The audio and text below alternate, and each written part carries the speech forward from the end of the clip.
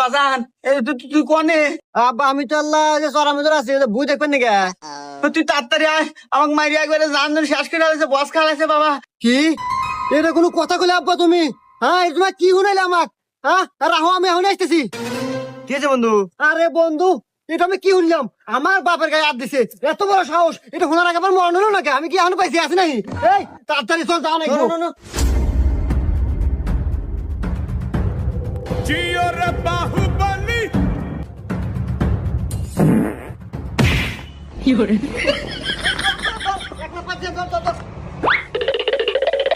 আজকে জীবন আর শেষ করে দেবো, চল। আব্বা তোমাকে কেন মারছে? তুমি খালি একবার কও, ওর জীবন আজকে আমার হাতে। বাজান আসছো তো ওই আমাকে মারছে তোর মাও।